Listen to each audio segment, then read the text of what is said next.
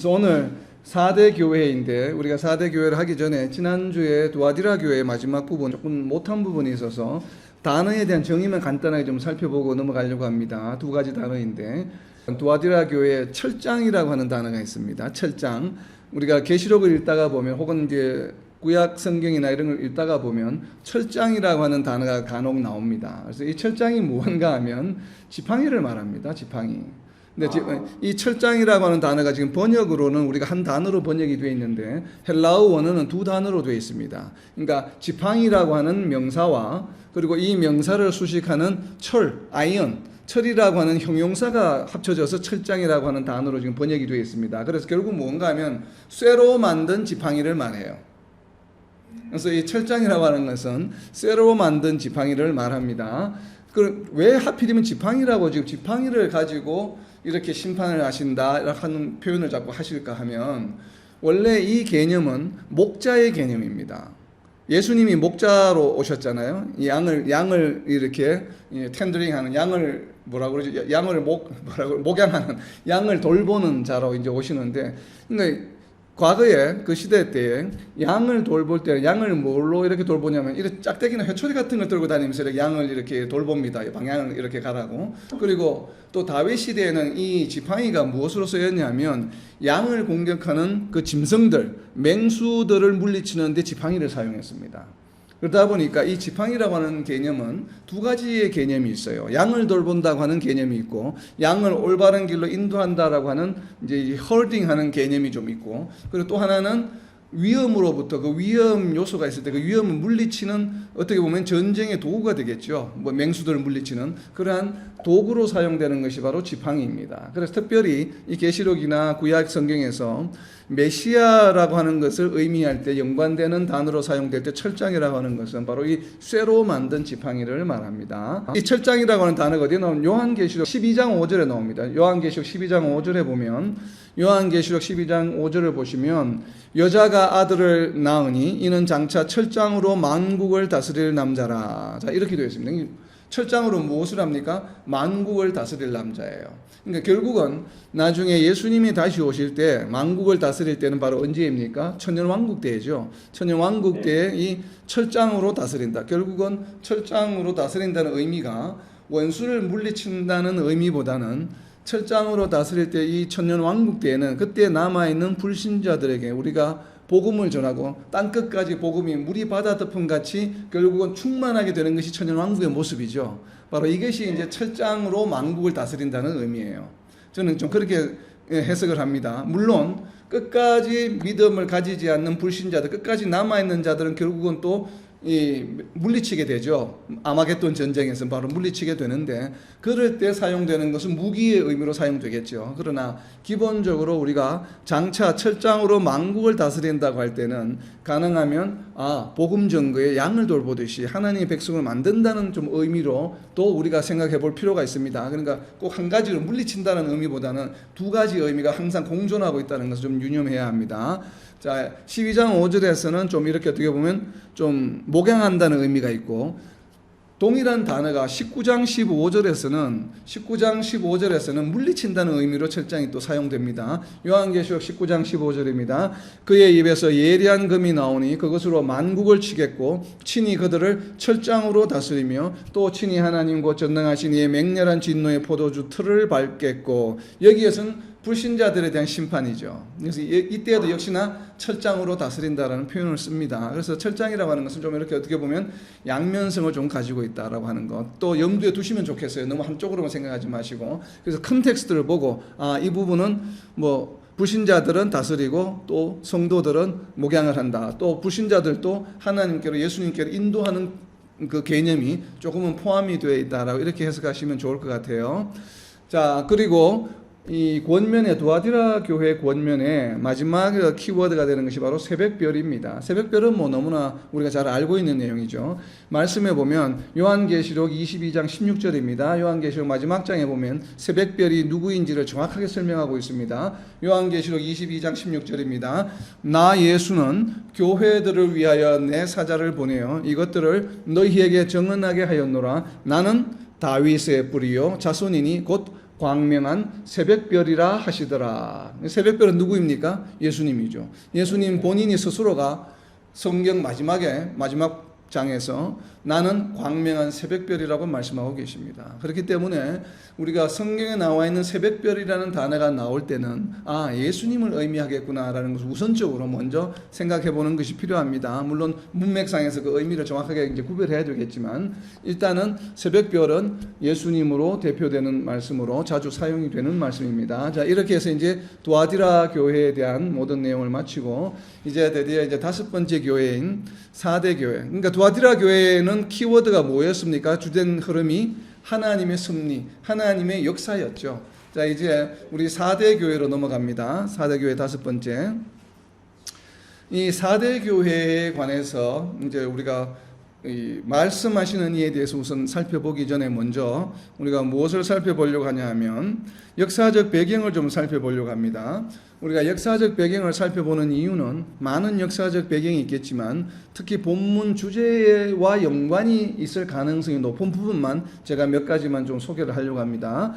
데이비드 오네라고 하는 신학자가 쓴 주석에 보면 4대에 대한 설명을 하는 것 중에 대체적으로 이제 주석을 하면 많은 부분들 서로 공통적으로 이렇게 표현하는 부분들이 있는데 특별히 좀 눈에 띄는 부분들만 제가 좀 정리를 합니다. 데이비드 오네라는 신학자는 이 4대가 리디아 왕국의 수도였다라고 이야기합니다. 리디아 왕국의 수도입니다. 두아디라도 역시나 리디아 왕국에 속한 도시였죠. 자생 물감을 하는 바로 루디아의 고향이었던 이 리디아 왕국의 도시인데 특별히 이 4대는 리디아 왕국의 수도예요. 그러니까 두아디라는 수도는 아닙니다. 큰 도시 중에 하나이지만 4대는 리디아 왕국의 수도입니다. 그리고 4대에는 금광이 있습니다. 4대에 왜 금광이 있냐면 4대는 산 꼭대기에 있어요. 지금 도시가.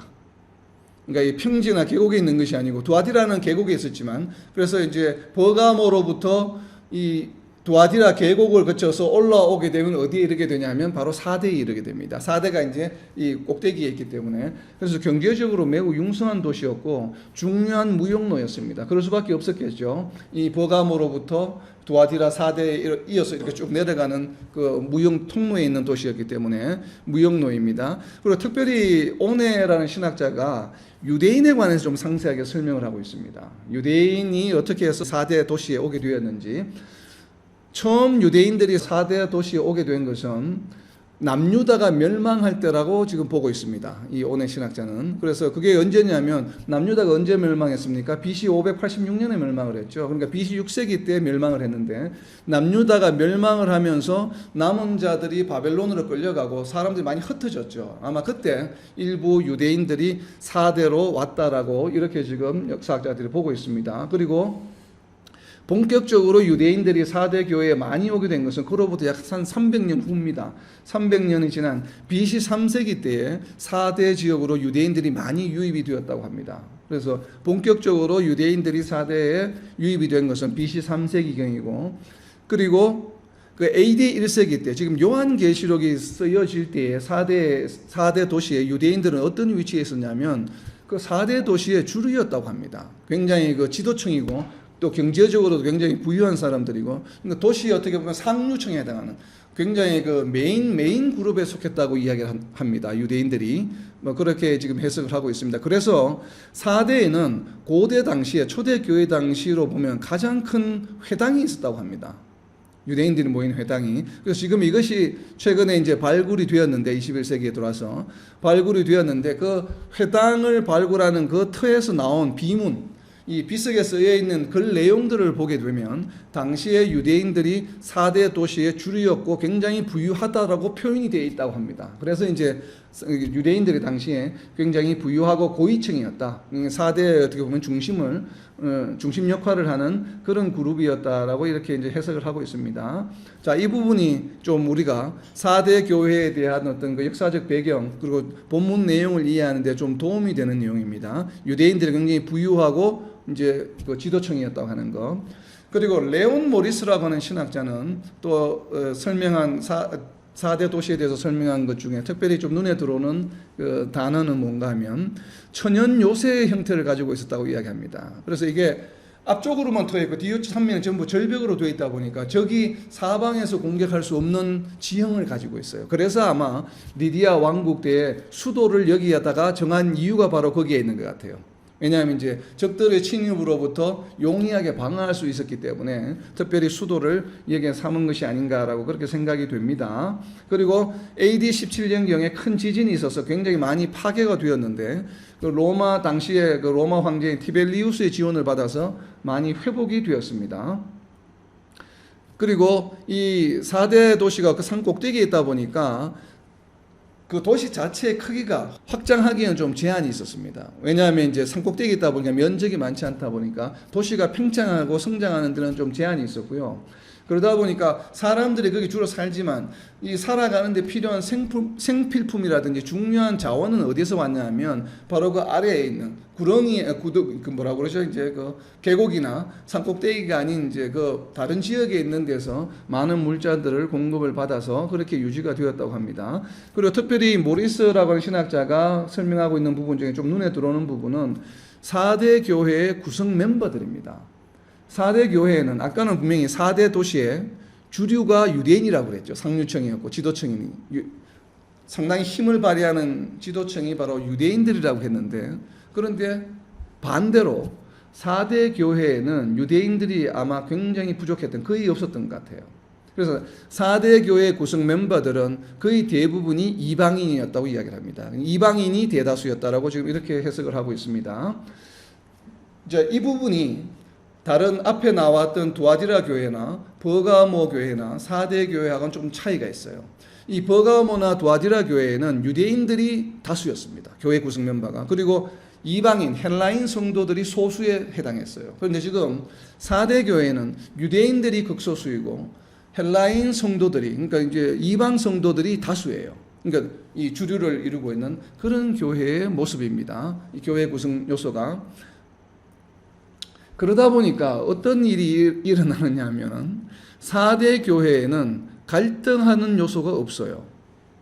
자, 버가모 교회나 두아디라 교회 같은 경우에는 무엇이 있었습니까? 책망하는 내용이 발람의 교훈을 따르고 또 이세벨의 교훈을 따르는 그러한 것들이 이슈가 되었죠.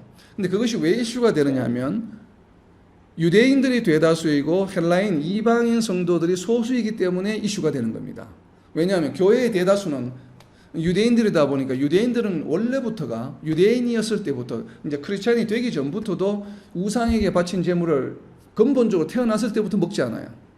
유대인들의 그 생활 습관 자체가. 그렇기 때문에 그것이 유대인들끼리 모여 있을 때는 문제가 되지 않아요. 그런데 이방인 성도들이 교회 내에 조금씩 생기면서 이 사람들은 그냥 평소에는 성도가 되기 전에는 그것들을 다 고기들, 우상에 바친 고기들 언제든지 그냥 끓이김없이 먹던 사람들이거든요. 근데 이런 사람들이 교회 구성 멤버로 들어오다 보니까 이제 이견 충돌이 생기기 시작한 겁니다. 그래서 이 사람들이 소수이니까 이렇게 문제가 생기는 것이죠. 유대인들이 대다수이고 그것을 어기는 자들이 생활 습관이 다른 자들이 교회에 들어오기 시작하면서 갈등이 생기기 시작한 거예요. 그런데 4대 교회는 이러한 갈등이 없었다는 것이에요. 왜냐하면 교회의 다수가 이방인이었기 때문에 이방인들 교회의 다수의 구성 멤버들이 이미 우상에 바친 고기를 먹는 것을 생활이 되어 있었기 때문에 이슈가 될 수가 없는 거예요. 지금 여기가. 그래서 지금 4대 교회는 구체적인 발람이나 이세벨과 같은 이러한 갈등의 요소나 이런 것들이 지금 언급이 되지 않고 있는 이유입니다. 왜냐하면 그렇게 다시 말하면 모든 사람들이 거의 다가 우상에게 바친 고기를 먹고 있는 거예요. 지금. 그것을 충돌을 일으킬 반대되는 그룹이 없는 거예요. 그 반대되는 그룹이 크지 않아요. 다른 버가모나 두아디라 교회는 반대하는 그룹의 규모가 훨씬 컸고 우상에게 바친 고기를 먹는 그룹이 소수였거든요. 그러다 보니까 이제 이슈가 되고 하지 말아야 된다, 해도 된다는 이런 갈등이 생기는데 4대 교회는 그 반대의 구성 요소를 가지고 있다 보니까 지금 문제가 안 되고 있다라고 이렇게 레온 모리스 신학자는 해석을 했습니다. 아주 공감이 가는 해석입니다. 이 부분이.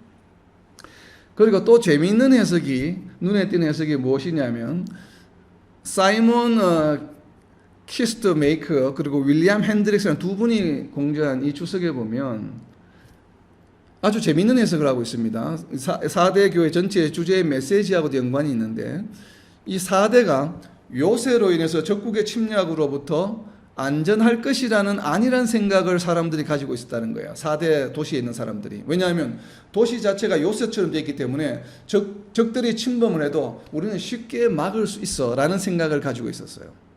그러다 보니까 전쟁에 대한 대비를 평소에 하지 않아요. 왜냐하면 적국이 쳐들어와도 우리는 쉽게 막을 수 있어. 우리는 그렇기 때문에 평소에 적들의 침공에 대한 그에 대한 긴장감이 떨어지고 대비를 소홀히 하다 보니까 반대로 오히려 적들의 침공에서 수탈을 많이 당했습니다. 이 도시가. 이 천년적인 요새인데도 불구하고 적들의 공격을 많이 받았고 그 공격에 많이 참패를 당합니다. 그래서 수탈을 많이 당했어요. 오히려. 그래서 이 부분을 이 신학자들은 좀 지적하고 있습니다. 그렇기 때문에 이게 바로 뭐예요? 적들이 분명히 건강이 있기 때문에 적들이 호시탄탄 노리고 있는데도 불구하고 자연적인 어떤 그런 조건들을 믿고서 전쟁에 대비를 소홀히 하는 안일한 생각을 가지고 있다는 것이에요. 바로 이것이 4대 교회의 특성을 나타내 주는 것이다 라고 이야기하고 있습니다. 그렇기 때문에 뒤에 나오는 계시록 3장 2절 말씀해 보면 너희가 깨어나라라고 하는 이 표현이 바로 뭐냐 하면 무사 안일한 생각으로부터 깨어나라라고 하는 메시지다라고 이렇게 해석을 했습니다. 이게 상당히 공감이 가는 해석입니다. 그래서 이 교회의 모습은 4대 교회의 모습은 어떤 것인가 하면 거의 무사 안일한 것이에요. 그러니까 외부로부터의 어떤 공격에 대해서 굉장히 무사안일한 상태에 있는 교회다라고 이렇게 지금 접근을 하고 해석을 했습니다. 아주 공감이 가는 해석이에요. 그러니까 좀 더 이제 피부에 와닿는 해석은 마이클 윌콕이라고 하는 신학자는 이렇게 해석했습니다. 4대 교회를 소위 말해서 세상적으로 말하는 죽은 교회가 아니다는 것이에요. 우리가 보통 세상적으로 말하면 죽은 교회라고 하는 교회의 교세가 형편없이 이렇게 좀 낮다는 것을 의미하잖아요. 뭐 교회가 이렇게 좀 힘을 못 쓴다든지, 교회가 규모가 굉장히 적다든지, 그런 야, 저건 뭐 거의 죽은 교회나 다름없네. 이런 세상적인 표현으로 말하는 죽은 교회가 아니다. 어찌 보면 다른 교회들이 4대 교회를 바라보았을 때 버가모 교회나 두아티라 교회가 4대 교회를 바라보았을 때는 오히려 자신들의 교회보다도 더 왕성하고 더 규모가 크고 더 성공한 교회로 비춰질 수 있다는 것이에요. 이렇게 해석을 했습니다. 이 마이클 윌콕이라는 분은 어떻게 보면 두아디라 교회나 버가모 교회 같은 경우에는 발람이나 이세벨의 교훈과 같은 이것을 따르는 것에 갈등이 막 있어요. 그런데 4대 교회는 그런 갈등이 없이 평온해 보여요. 그러니까 어떻게 보면 더 성공한 교회처럼 보인다는 것이죠. 4대 교회가 버가모 교회나 두아디라 교회 성도들이 보기에는 우리는 맨날 교회 안 이런 것 때문에 막 이렇게 자꾸 이견이 있고 충돌이 있고 다툼이 있는데 저 교회는 보니까 그런 다툼이 없고 전부 화평하게 잘 지내고 있네. 이렇게 오히려 성공한 교회처럼 보이는, 오히려 살아있는 교회로 보여질 수도 있다라고 이렇게 해석을 했습니다. 그런데 하지만 겉으로 보기에는 살아있는 것 같지만 사실은 그 교회 안에 그리스도가 빠져있다라고 이렇게 해석을 했습니다. 그러니까 겉모습은 교회가 굉장히 화평하고 잘 되고 있는 것처럼 보이지만 실상을 들여다보게 되면 그 교회 공동체 안에는 예수 그리스도가 빠져있다. 즉 성도들이 자신들의 영적 상태를 전혀 알지 못하고 있다는 것이에요. 이거는 알면서 안 하는 것이 아니에요. 자신들이 지금 어떤 영적 상태에 있는지를 전혀 깨닫고 있지 못하고 있다는 것이에요. 왜냐하면 자기가 잘못하고 있다는 것을 알면은 버가모 교회나 두아디라 교회처럼 그거는 우리가 미워하는 것이야. 니골라당을 우리는 미워해. 또 이렇게 하면 안 돼. 라고 해서 그걸 알고 있다라면 자기네들이 거기서 서로 이렇게 어떻게 해서인지 권면하고 이렇게 해서 회개하고 돌아오고 이러는데 4대 교회는 그런 것이 없다는 것이에요. 그러니까 모두가 다 우리는 지금 잘하고 있어 라고 생각하고 있다. 그러니까 성도들이 자신의 영적 상태를 전혀 알지 못하고 있다. 그렇기 때문에 계시록 3장 2절과 3절에서 깨어나라라고 반복하고 있는 것이다 라고 이렇게 해석을 했습니다. 이 부분도 상당히 공감이 가는 해석입니다. 그런데 저는 개인적으로 더 공감이 가는 해석이 이제 이 마지막에 있는 해석인데, 사이먼 키스터메이커와 이제 윌리엄 핸드릭스라고 이 두 분이 쓴 그 주석서에 나오는 이야기입니다. 아주 재밌는 해석입니다. 4대 유대인들이 주류층으로 있잖아요. 주류층으로 있다고 그랬잖아요. 상류층이고 힘을 가지고 있는 자들이에요. 자, 유대인들이 상류층에 있고 권력을 가지고 있고 힘이 있다고 하는 것은 바꿔 말하면 무엇이에요? 유대인 크리스찬이 만약에 있다고 한다면 얼마든지 이 사람들이 핍박할 수 있는 힘을 가지고 있죠. 왜냐하면 4대 도시 내에서 자기는 어떻게 보면 상류층이고 지도층이고 힘도 있기 때문에 얼마든지 로마 로마 정권을 또 로마 그 고위 관료들을 움직여가지고 야야 저기 있는 저 우리 저 크리스찬들 쟤네들을 좀 핍박해라고 얼마든지 말할 수 있겠죠. 자기는 어쨌든 유대인들은 크리스찬들을 지금 좋아하지 않기 대적하는 반대에 있는 입장이 있기 때문에 얼마든지 그렇게 할 수 있는데도 불구하고 유대인들이 이 4대 교회를 괴롭히지 않았어요. 그냥 내버려 두었어요. 그리고 또 여기 4대에도 보면 우상들이 굉장히 많아요. 신전들도 많고 우상도 많고 신전들이 많음에도 불구하고 이 우상이 많다고 하는 건 또 우상을 섬기는 사람들도 많고 우상을 또 숭배하는 그 제사장들도 많을 거 아니에요. 근데 이들도 이 4대 교회를 괴롭히지 않았어요. 핍박하지 않았어요. 그래서 화평하게 보였던 것이에요.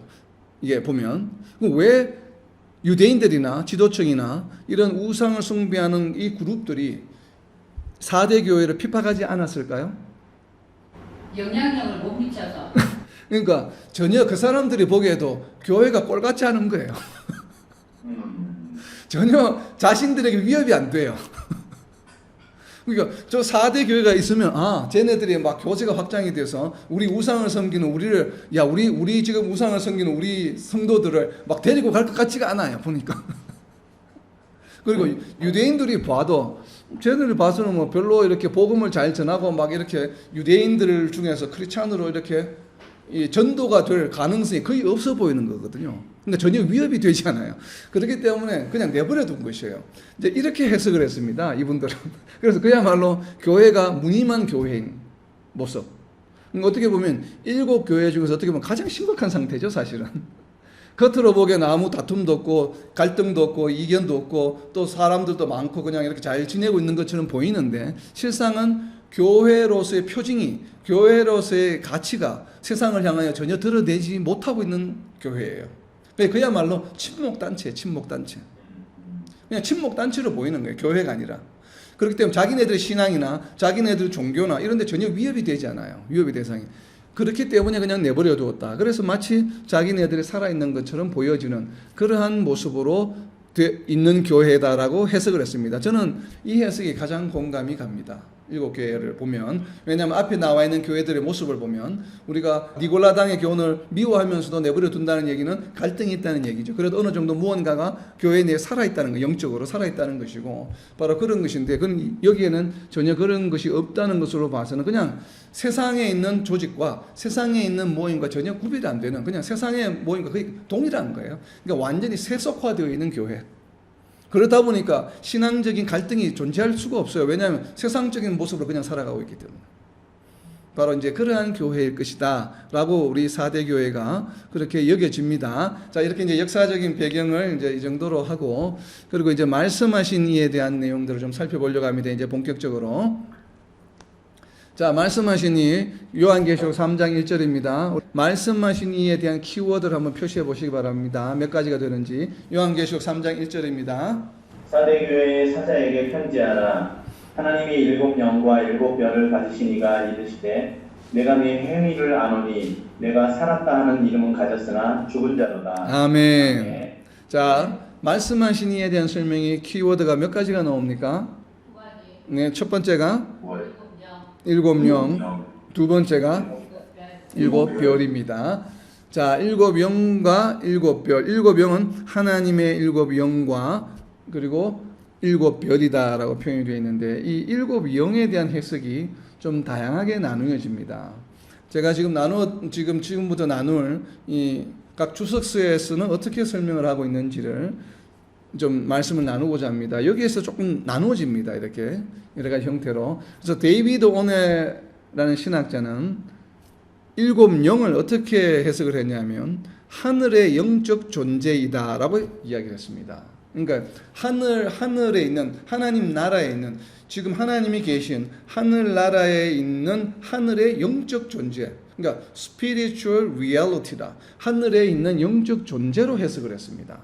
성령으로 해석을 하지 않고 하늘에 있는 영적 존재이며 그리고 뒤이어 나오는 7별은 무엇인가 하면 바로 이 하늘의 영적 존재 그러니까 7영이 하늘의 영적 존재라고 했죠. 그럼 7별은 무엇인가 하면 이 하늘의 영적 존재의 구체적인 심벌이다라고 해석을 했습니다.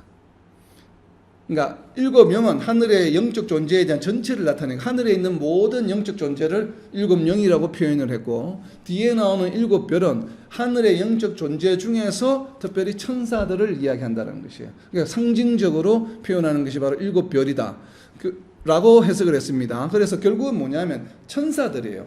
그러니까 하늘의 영적 존재인데 이 하늘의 영적 존재를 일곱 영이라고 표현을 했고, 이것의 심볼로 일곱 별이다라고 이야기했다는 것이에요. 그러니까 일곱 별과 일곱 영은 어떤 존재입니까? 같은 존재로 지금 해석을 한 것입니다. 그래서 특별히 요한계시록 1장 4절에 나와 있는 보좌 앞에 서 있는 일곱 영이 보좌 앞에 서 있다는 표현이 나오잖아요. 요한계시록 1장 4절에 보면 이때 보좌 앞에 서 있는 일곱 영은 바로 일곱 천사장일 것이다 라고 해석을 했습니다. 그러니까 천사들이 있는데 천사들의 그룹 중에 장들이 있어요. 장들, 전쟁을 담당하는 장, 이렇게 장들이 있는데 그것을 천사장이라고 이야기를 합니다. 그래서 특별히 요한계시록 1장 4절에 나와 있는 보좌 앞에 서 있는 일곱 영은 바로 천사장들을 말한다라고 해석을 했습니다. 저는 개인적으로 동의가 되지 않습니다. 이 부분이.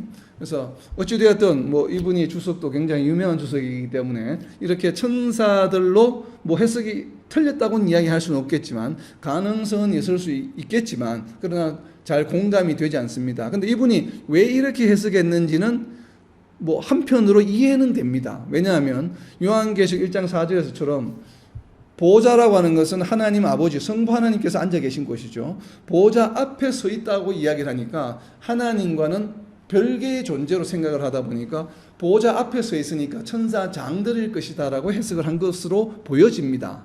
짐작이.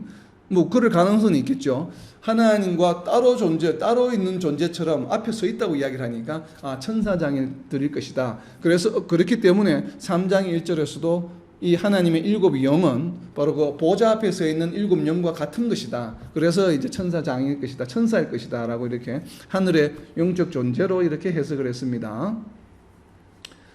그런데 이 동의하기 좀 어려운 부분이 뭔가 하면 지금 하늘의 영적 존재, 하나님의 일곱 영과 일곱 별이라고 하는 것이 헬라어는 그냥 영어로 말하는 and라고 하는 접속사로 연결이 되어 있습니다. 그러니까 이것과 이것, 그리고 이것이 지금 일곱 영과 일곱 별이 누구에게 속해 있다고 지금 이야기를 합니까?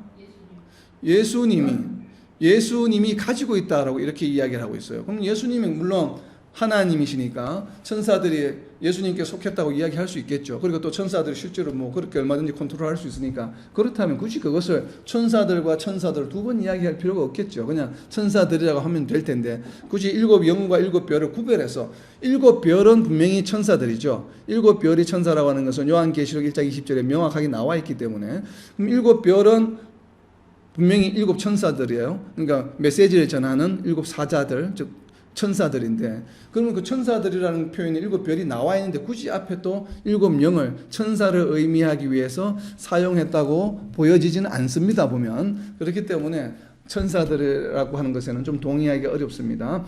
그리고 이안 복스홀이라고 하는 신학자는 자 이것이 성령일 수도 있고 그리고 일곱 천사일 가능성이 다 있다. 두 가지가.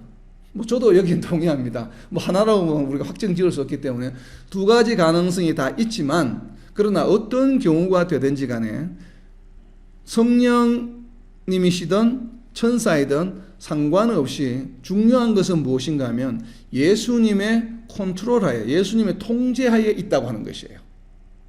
자, 이분은 초점 이렇게 맞춰서 해석을 했습니다. 그러니까 이 일곱 영과 일곱 별의 존재가 무엇인가에 포커스가 맞춰져 있는 것이 아니라 이 두 존재가 다 예수님의 통제하에 있다라고 이렇게 해석을 했습니다. 자, 이렇게 해석한 이유는 무엇인가 하면 해석한 이유가 바로 요한계시록 5장 6절 때문에 그렇습니다. 왜 이분은 이렇게 요한계시록 5장 6절 때문에 이렇게 해석을 했는지 도대체 무슨 내용 때문에 그랬는지를 한번 표시해 보시기 바랍니다. 요한계시록 5장 6절입니다. 내가 또 보니 보좌와 들의 생물과 장로들 사이에 한 어린 양이 서 있는데 일찍이 죽임당한 것 같더라. 그에게 일곱 뿔과 일곱 눈이 있으니 이 눈들은 온 땅의 부르심을 받은 하나님의 일곱 영이더라. 아멘. 자, 뭐 때문에 그럴까요? 그러니까 일곱 영인데 여기 일곱 영이 하는 일이 무엇입니까? 보면 온 땅에 보내심을 받은 하나님의 일곱 영이에요. 자, 일곱 영이 무슨 목적입니까? 지금 어떤 용도로 사용되었습니까? 온 땅에 보내심을 받았어요.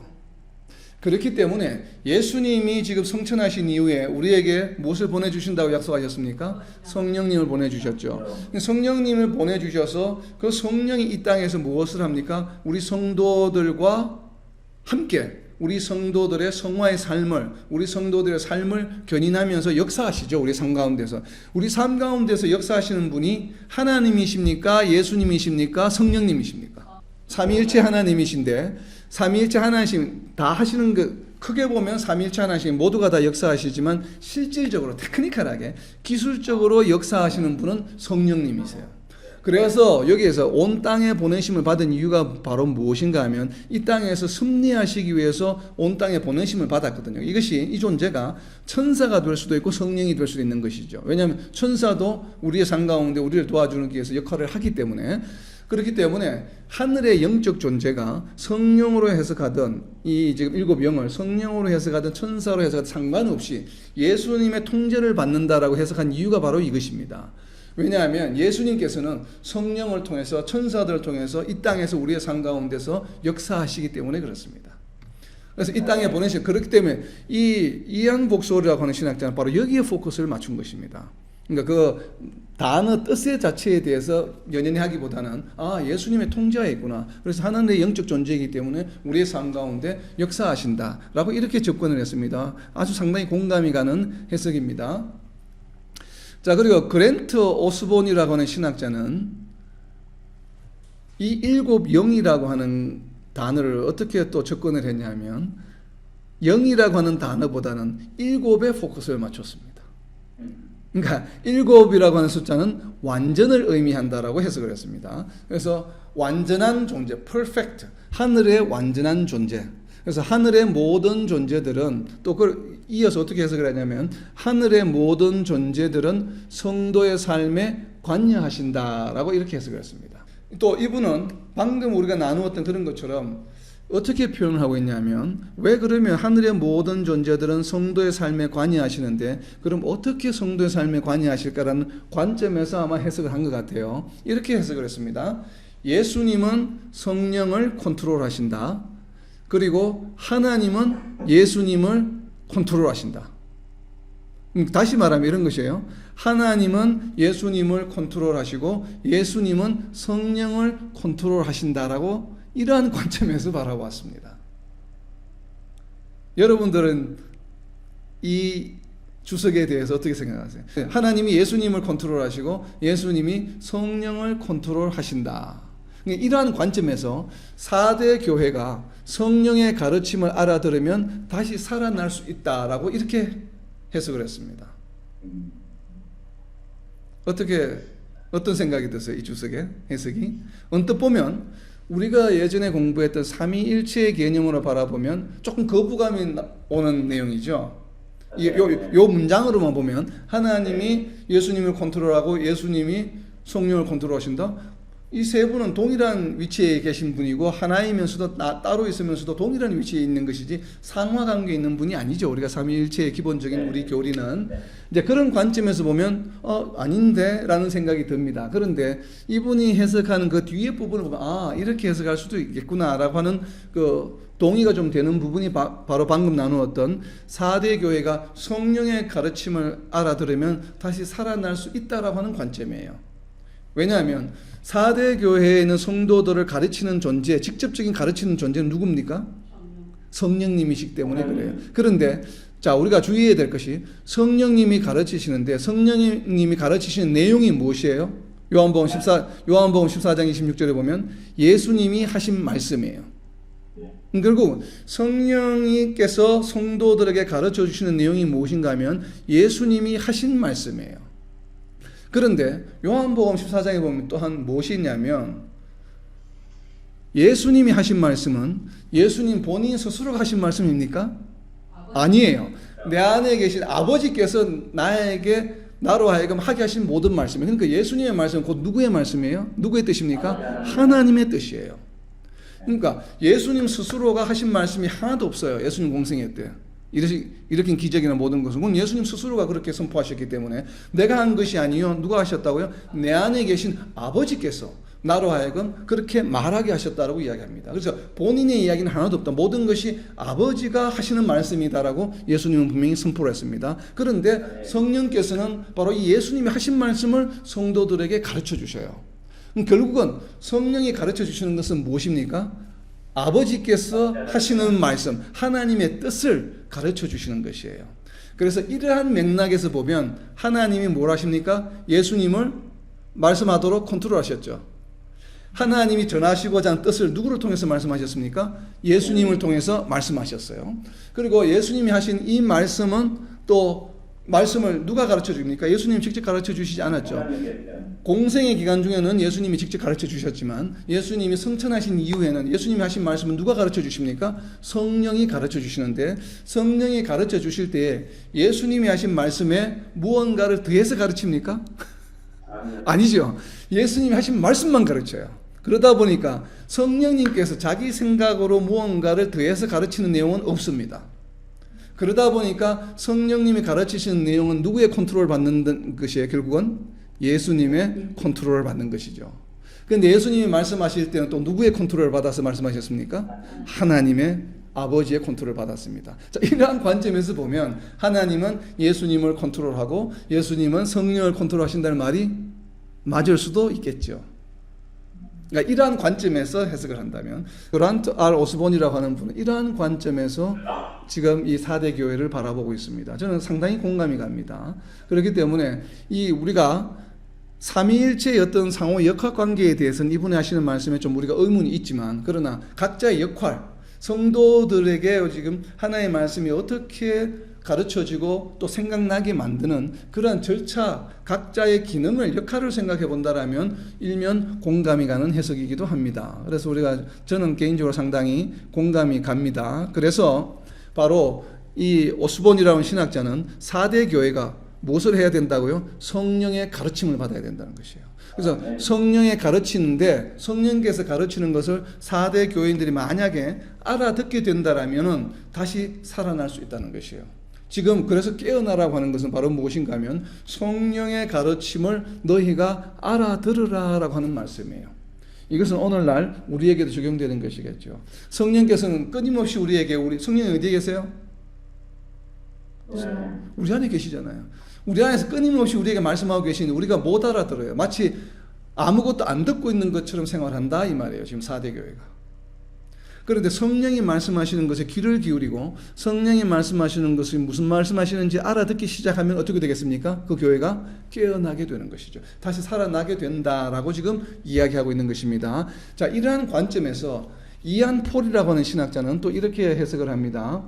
요한 사도가 기록한 요한복음이라든지 요한 1서, 2서, 3서라든지 요한 계시록에 보면 특히나 요한복음에 보면 성령을 어떻게 표현하고 있냐 하면 성령을 표현하고 있는 말씀입니다. 요한복음 6장 63절 말씀입니다. 우리 성령을 어떻게 표현하고 있는지 한번 표시해 보기 바랍니다. 하나님 것은 영이니 죽은 주입한지라 내가 너희에게 이런 말을 영이요 생명이다. 아멘. 성령 이퀄 뭡니까? 영은 생명이요. 생명. 성령 이퀄 생명이고 성령 이퀄 뭘래요? 무엇입니까? 살리는 것이에요. 살리는 것은 영이기 때문에. 영은 무엇입니까? 성령이겠죠. 성령을 무엇이라 표현합니까? 살리는 것이에요. 자, 살린다라고 하는 건 동사죠. 이 동사에 살리는 것의 주어는 무엇입니까? 성령이죠. 그러면 목적어는 무엇입니까? 성도들을 살리는 것이죠. 성령이 살리는 것은 무엇인가 하면 사람이에요. 사람을 살리는 것이에요. 사람을 살리는 것입니다. 성령이 사람을 살리게 되면 일어나는 현상이 무엇입니까? 그 사람이 예수님을 믿고 영접하게 되는 것이죠. 우리가 예수님을 믿었다는 것은 우리의 의지나 노력이나 우리의 지식으로 된 것이 아니에요. 누구에 의해서 우리는 예수님을 믿게 되었습니까? 바로 성령님의 인도하심에 의해서 우리가 예수님을 믿게 된 것이에요. 이것을 성령은 살리는 것이에요. 누구를? 사람을 살리는 것이에요. 우리가 죽어있던 우리를 예수님을 믿게 하심으로 우리를 살리신 것이에요. 그래서 우리가 어떻게 되었습니까? 생명을 얻었죠. 그래서 영은 영이요 생명이라. 그래서 성령을 살리는 거예요. 우리가 성령의 역할을 잘 알아야 합니다. 하나님께서 역사하십니다. 우리 인류 역사에 역사하십니다. 분명히 간섭하시고 섭리하십니다. 근데 전체적으로 섭리하시고 또 그 섭리하는 내용은 어디에 있냐면 전부 말씀에 기록이 되어 있습니다. 근데 하나님의 뜻, 기록된 말씀이 성도들의 우리의 사람들의 삶 속에 들어와서 실제적으로 우리 사람으로 하여금 변화가 일어나게 하고 사람으로 하여금 믿음으로 이끌게 하고 또 성화의 삶을 이끌어 나가는 그 실질적인 역할을 누가 합니까? 바로 성령이 하는 것이에요. 바로 성령이 하는 것입니다. 그래서 성령은 영은 살리는 것은 영이니 유익은 무익하니라. 이렇게 지금 이야기하고 있는 것입니다. 물론 이것은 이제 율법과 이 성령의 법과 율법에 대한 이야기요. 또 육체와 성령에 관한 얘기죠. 너희에게 이런 말은 영이요 생명이라 이렇게 이야기합니다. 그래서 로마서 8장 2절에 보면 이것을 이렇게 표현합니다. 로마서 8장 2절입니다. 이는 그리스도 예수 안에 있는 생명의 성령의 법이 죄와 사망의 법에서 너를 해방하였습니다. 성령의 법이 무엇입니까? 바로 생명의 법이에요. 그러니까 성령이 하시는 일은 전부가 생명을 탄생시키는 일입니다. 아멘. 사탄의 일은 무엇입니까? 전부가 사망을 일으키는 일이에요. 성령이 하시는 일은 무엇이에요? 생명을 일으키는 일이요. 사탄이 하는 일은 사망을 일으키는 일이에요. 그래서 성령의 법, 생명의 성령의 법, 죄와 사망의 법이라고 지금 바울 사도는 로마서 8장 2절에서 대비하고 있는 것입니다. 자, 죽은 4대 교회를 고려하면 생명을 주시는 성령으로 이해하는 것이 타당합니다. 7영을. 자, 그리고 이제 7이라는 단어가 나왔으니까 좀 우리가 참고로 7의 의미를 좀 살펴보려고 합니다. 7의 의미를 가장 잘 나타내어주는 구약 성경의 성경 구절 중에 하나를 택하라고 한다면 레위기 4장 6절 말씀을 택할 수 있습니다. 레위기 4장 6절 말씀. 도대체 여기서 이게 왜 그런지를 한번 표시해 보세요. 그 제사장이 손가락에 그 피를 찍어 여호와 앞 그 성소의 휘장 앞에 7번 뿌릴 것이며. 아멘. 이건 무슨 의미입니까?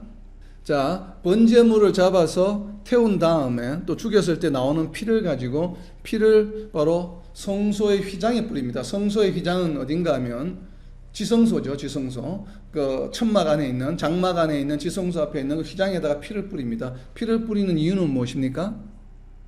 그리고 번제를 드릴 때 레위기에 보면 번제물을 드릴 때 번제물에 피를 뿌리는 경우가 있죠. 이렇게 돌아가면서 이 피를 뿌리는 것은 무엇 때문에 그렇습니까? 무엇을 하기 위한 것입니까? 속죄. 네, 속죄인데 그 속죄를 다르게 표현하면 계속. 예, 대속인데 대속인데 그것을 다르게 표현하면 이제 용서해야죠 또. 용서.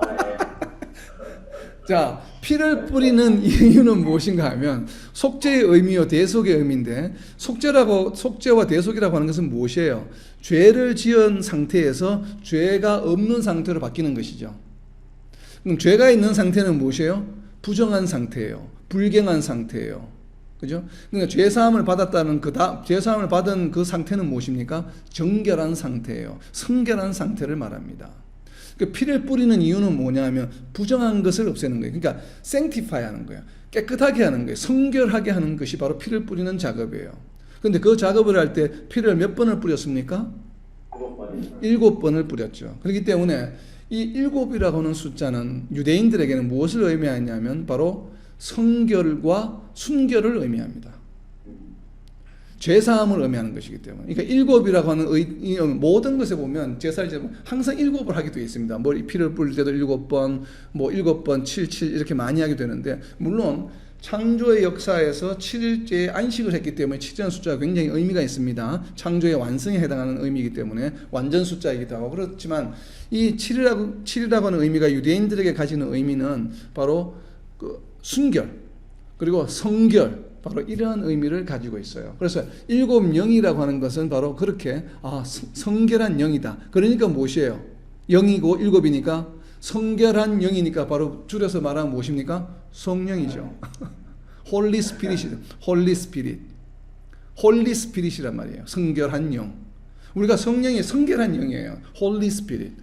그러니까 이 7이라고 하는 7영이라고 하는 표현이 바로 7이라는 숫자가 유대인들에게는 성결을 의미하기 때문에 그러니까 7영은 성령이야. 홀리 스피릿이야. 이렇게 이제 해석이 되는 것이죠. 맞죠? 그러니까 이거 7이라는 숫자의 의미로 본다면 바로 이제 그렇게 해석할 수가 있습니다. 7이라는 숫자의 의미로 우리가 접근을 하면 물론 완전수의 의미도 있지만 7이 성결이라는 의미를 가지고 있습니다.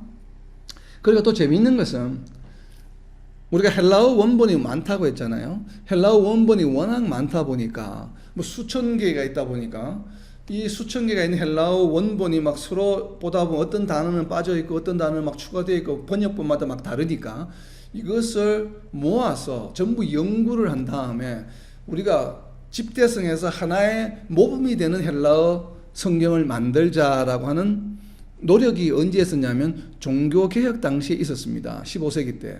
그래서 15세기 때 그 당시에 자기네들이 발견했던 많은 헬라어 원본들을 각자 버전을 전부 공부를 해가지고 공부한 다음에 이 말씀에서는 어떤 단어가 빠져있고 어떤 단어가 더해져 있는데 우리가 다른 여러 가지를 고려할 때 이 말씀이 맞을 것 같아 라고 해서 이제 만든 성경이 바로 뭐냐 하면 그 성경이 텍스투스 리셉투스라고 하는 헬라어 버전이 있습니다. 이거는 15세기 때 만든 버전입니다.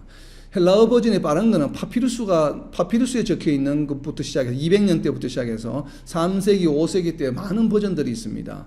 그런데도 이 15세기 때 만든 텍스투스 리셉투스라고 하는 헬라어 버전이 있는데 이 헬라어 버전에 보면 요한계시록 3장 1절에 7영과 7별을 이야기할 때에 7별이라고 할 때 별 앞에는 7이 있는데 7영 할 때 영 앞에는 7이라는 단어가 없습니다. 그러니까 15세기 때는 요한계시록 3장 1절 말씀에 7영이라고 표현하지 않고 그냥 God's Spirit, 하나님의 영으로 그냥 표현했어요.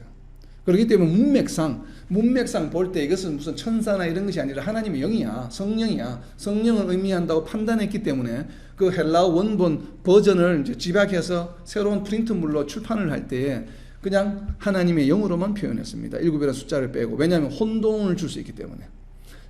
그 당시 학자들이 이제 그렇게 했다는 거예요. 개혁 리폼 시대에, 우리가 종교개혁 시대 때. 자, 그런 것으로 보아도, 이러한 증거를 보아도, 7영은 성령을 의미한다라고 해석할 수 있습니다. 저도 개인적으로는 천사보다는 성령이라고 생각을 합니다. 그러나 제가 천사보다 성령이라고 생각하는 이유는 지금까지 말씀드린 내용들 때문이 아니라 구약 성경에 기록이 되어 있기 때문에 저는 그렇게 생각을 합니다. 구약 성경에 기록되어 있는 내용을 보면 이래서 7영이라고 이야기하는구나. 그래서 7영이 성령이라고 하는 것을 알 수 있습니다. 자, 이 7영을 알 수 있는 성경 구절이 바로 이사야서 11장 2절입니다. 왜 그런지 한번 표시를 해보시기 바랍니다. 그에 비해 여호와의 영, 곧 지혜와 총명의 영이요 모략과 재능의 영이요 지식과 여호와를 경외하는 영이 강림하시리니. 아멘. 자, 이것과 7영과 무슨 관계가 있습니까? 7가지. 자, 성령을 몇 가지로 표현하고 있습니까? 여러분 거기 성경에다가 표시를 해보세요. 첫 번째 1번 여호와의 영. 자, 여호와의 영입니다. 2번 지혜의 영, 3번 총명의 영, 4번 모략의 영, 5번 재능의 영, 6번 지식의 영, 7번 경외하는 영입니다. 그러니까 성령을 몇 가지로 표현하고 있습니까? 7가지로 표현하고 있습니다. 그렇기 때문에 7영으로 표현한 것입니다. 요한계시록에서. 이사야서를 잘 알고 있는 유대인들은 이것을 알고 있습니다. 이사야서 11장 2절에서 여호와의 영, 하나님의 영, 지혜의 영, 총명의 영, 모략의 영, 재능의 영, 지식의 영, 경외의 영이야. 하나님의 영은. 그렇기 때문에 이것을 도합하면 뭐야? 총합하면 7영이야. 그러니까 7영인 것이에요. 그래서 7영은 성령입니다. 자, 이 7영이 왜 성령인가 하면, 그리고 지금 이사야서 11장 2절에서 이야기하고 있는 지혜와 총명, 모략과 재능, 지식과 경외의 영은 삼위일체 역사를 나타낸다고 저희들이 공부를 했습니다. 예전에 우리가 삼위일체 성령을 공부할 때. 왜 그런가 하면 지금 앞에 나와 있는 맨 먼저 나와 있는 건 여호와의 영이죠. 그러니까 하나님의 영이다. 그러면 이 영이 무엇인가 하면 6가지로 지금 설명을 하고 있는데 2단어씩 모읍니다. 지혜와 총명의 영. 지금 번역에도 보면 2가지씩 되어 있죠. 지혜와 총명의 영, 모략과 재정의 영, 지식과 하나님을 여호와를 경외하는 영. 이렇게 3그룹으로 나누었습니다. 첫 번째 그룹은 무언가 하면 지혜와 총명이에요. 자, 지혜와 총명하면 성령이 이 세 가지가 다 성령이 하는 역할이죠. 보면 성령의 역할인데 특별히 이 역할 중에 지혜와 총명에 관한 역할이에요. 지혜와 총명의 역할을 도대체 무엇을 의미할까? 성령이 지혜와 총명이라는 것은 그것을 알려면 바로 로마서 11장 33절을 보아야 합니다. 로마서 11장 33절입니다. 로마서 11장 33절에 보면 깊도다 하나님의 지혜와 지식의 풍성하며 그의 판단은 헤아리지 못할 것이며 그의 길은 찾지 못할 것이로다. 자, 지혜와 지식이 풍성해. 지혜가 충만합니다. 누구의 지혜가 충만합니까? 풍성합니까? 하나님의 지혜예요. 하나님의 지혜가 너무 풍성해서 그 하나님의 판단을 우리 성도들은 도무지 헤아릴 길이 없어요. 헤아릴 길이 없기 때문에 우리는 그럼 몰라도 됩니까? 아니죠. 우리가 인간의 지혜는 도저히 우리가 판단할 수 없어요. 그렇지만 우리는 알아야만 되죠. 성도이기 때문에. 하나님의 자녀가 아니면 몰라도 됩니다. 세상 사람들은 알 이유가 없겠죠. 그러나 우리는 알아야 됩니다. 우리는 어떻게 알 수 있습니까? 누구의 도움으로? 지혜의 영, 총명의 영으로. 그래서 지혜와 총명이라고 하는 것은 바로 무엇인가 하면 하나님의 뜻을 분별하고 헤아릴 수 있는 능력이 있다는 것이에요. 누가요? 성령이. 그래서 이 성령이 하나님의 지혜와 지혜와 총명이 있기 때문에 하나님과 동등한 레벨에 있기 때문에 하나님의 뜻을 깨달을 수 있어요. 그래서 하나님의 뜻을 깨달을 수 있기 때문에 그것을 누구에게 가르쳐 줄 수 있습니까? 성도들에게 가르쳐 줄 수 있는 것이에요. 그래서 지혜와 총명은 무엇과 연관이 있냐면 성부 하나님과 연관이 있습니다. 자, 두 번째 그룹에 나와 있는 모략과 재능. 한글로 표현이 모략과 재능이라서 굉장히 어려운데 실제 여기에 사용되어 있는 히브리어의 모략이라고 하는 개념은 영어로 번역하게 되면 모략이 아니에요. 모략은 보통 우리가 또 보면 어떻게 보면 무슨 중상 모략하는 느낌이 자꾸 들잖아요. 모략이라고 하니까. 근데 이 모략은 무엇인가 하면 원래 히브리어 의미는 카운슬이에요. 카운슬. 그러니까 카운슬, 어드바이저 하는 거예요. 카운셀러 있잖아요. 카운셀러라는 의미예요. 그러니까 중보라고 하는 의미예요. 중보. 나를 위해서 무언가를 카운셀링 해준다는 의미예요. 그리고 재능이라고 하는 것은 재능이라고 한글이 번역이 되어 있는데 이 히브리어는 뭐냐 하면 재능이란 뜻이 아니에요. 파워란 뜻이에요. 능력이라고 하는 뜻이에요. 능력이라고 하는 뜻을 재능이라고 해서 그러니까 재능도 능력이죠. 제주 능력이니까 재능 이게 능력 파워인데 영어로 말하면 파워인데 이것을 재능으로 표현했습니다. 능력이 되시는 것이 뭐예요? 말씀의 능력이 말씀이 능력이에요. 중보자가 누굽니까? 말씀이 중보자예요. 중보자가 말씀이에요. 그러니까 이 모략과 재능은 무엇인가 하면 바로 말씀에 관한 내용이에요. 누구에 관한 얘기입니까? 성자 예수님에 관한 얘기예요. 그리고 세 번째 영은 무엇인가 하면 지식과 경외의 영이에요. 자, 지혜와 지식은 달라요. 지혜는 무엇입니까? 하나님의 뜻이에요. 뭔가. 지식은 무엇이에요? knowledge죠. 아는 것이죠. 공부해서 아는 것이죠. 지식은 사람이 공부하지 않으면 지식이 있습니까? 없습니까? 공부하지 않는 사람은 지식이 있을 수는 없죠. 그러나 공부하지 않는 사람이 지혜는 있죠.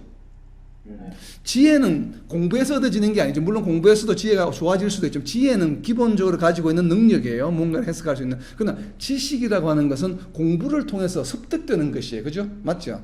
그러니까 지혜와 지식은 분명히 다릅니다. 그럼 세 번째 그룹에 지식의 영이요 경외의 영은 어떻게 보면 지식과 경외는 완전히 다른 것이죠.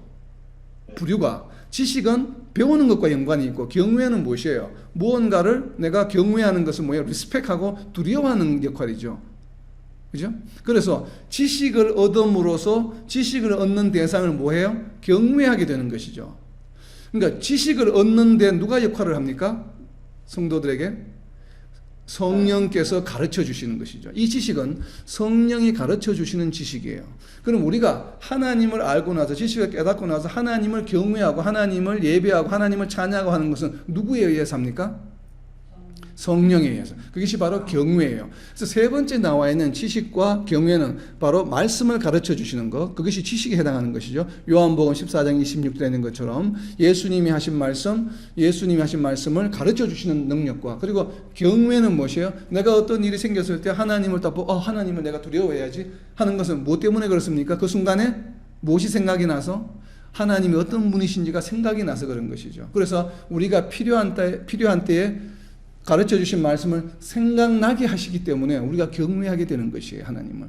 이 생각나게 해주시는 분도 누가 하십니까? 요한복음 14장 26절에 보면 성령이 하시죠. 그러니까 가르치시고 경외하게 하는 것은 성령의 역할이에요. 그렇기 때문에 지혜와 총명은 하나님과 연관이 있고 모략과 재능은 예수님 말씀과 연관이 있고 지식과 경외는 성령의 역할, 그러니까 삼위일체 각각의 역할에 연관이 있는 내용들. 이 모든 역할을 다 취합해서 성도들에게 직접 대면해서 직접 접촉해서 성도들의 삶을 움직이고 이끌고 나가는 존재가 누굽니까? 바로 하나님의 영이다 이 말이에요. 이것을 이사야서 11장 2절에서 그의 위에 여호와의 영, 바로 성령을 이야기하고 있는 것입니다. 그래서 이것이 일곱 영인 것이에요. 우리가 삼위일체가 우리 삶 가운데 역사하시는데 이 역사의 모든 것을 직접 성도들의 컨택 포인트는 바로 성령이에요. 근데 그 컨택하는 내용은 무엇입니까? 예수님의 말씀이에요. 근데 이 예수님의 말씀은 어떤 것이에요? 바로 하나님 아버지의 뜻이에요. 그렇기 때문에 우리가 이것을 삼위일체가 성령을 통해서 우리에게 삶 가운데 역사하신다라고 이렇게 이야기합니다. 이것이 바로 4대 교회의 메시지입니다. 그럼 결국 4대 교회의 메시지는 무엇에 관한 이야기입니까? 성령의 역사에 관한 이야기입니다. 두아디라 교회는 무엇이었습니까? 하나님의 역사. 그리고 버가모 교회는 무엇이었습니까? 말씀의 역사. 이 삼위일체 세 가지에 대해서 지금 계속 이어서 이야기하고 있는 것이죠. 그 전에 나와 있던 스무나 교회는 무엇이었습니까? 부활의 능력에 관한 이야기였습니다. 교리적인 측면. 에베소 교회는 무엇이었습니까? 복음의 능력에 관한 이야기였습니다. 이렇게 지금 그 닥트린에 관한 이야기 나오다가 이어서 나온 세 교회는 바로 말씀과 하나님과 성령의 역사에 대한 이야기예요. 그래서 우리 삶 가운데 성화의 삶을 위해서 성령께서 우리에게 어떻게 역사하시는가를 우리가 이 4대 교회의 내용들을 공부하면서 잘 깨달아서 우리의 삶 가운데 적용하면서 성화의 삶을 잘 이끌어 나가는, 또 잘 순종해 나가는 저와 여러분 그리고 이 땅의 모든 하나님의 백성들이 되시기를 예수님의 이름으로 선포합니다.